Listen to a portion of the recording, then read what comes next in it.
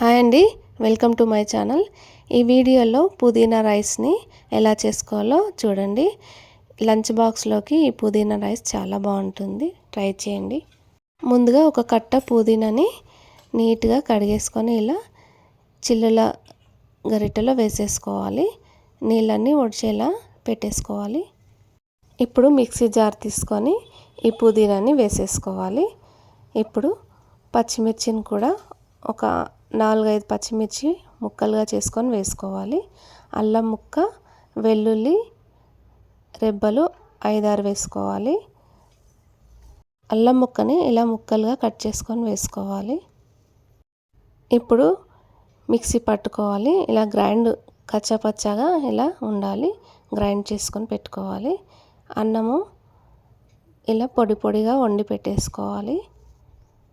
ఇప్పుడు స్టవ్ వెలిగించుకొని కడాయి పెట్టేసుకొని 2 టేబుల్ స్పూన్ల ఆయిల్ని వేసుకోవాలి. ఆయిల్ వేడెక్కగానే 1 స్పూన్ జీలకర్ర ఆవాలు, పల్లీలు, శనగపప్పు, మినపగుండ్లు వేసుకొని ఫ్రై చేసుకోవాలి.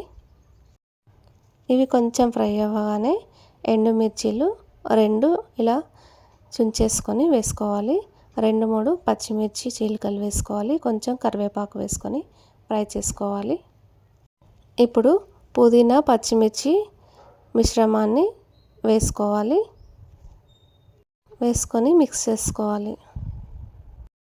ఈ వీడియో కనుక ఫస్ట్ టైం చూసినట్టయితే సబ్స్క్రైబ్ చేసుకోండి, లైక్ చేయండి. లైక్ చేయడం మర్చిపోవద్దు.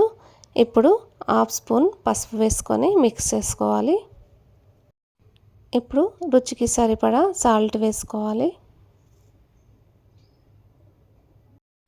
ఇప్పుడు పొడి పొడిగా వండుకున్న రైస్ని కూడా వేసేసుకోవాలి. ఇప్పుడు బాగా మిక్స్ చేసుకోవాలి. మొత్తం కలిసేలా మిక్స్ చేసుకోవాలి. ఇంతేనండి, ఎంతో ఈజీగా ఈ పుదీనా రైస్ని లంచ్ బాక్స్లోకి ప్రిపేర్ చేసుకోవచ్చు. పిల్లలు ఈ రైస్ని వదలకుండా తినేస్తారు. ఈ వీడియో కనుక నచ్చినట్టయితే లైక్ చేయండి, షేర్ చేయండి, సబ్స్క్రైబ్ చేసుకోండి, బెల్ ఐకాన్ క్లిక్ చేయండి.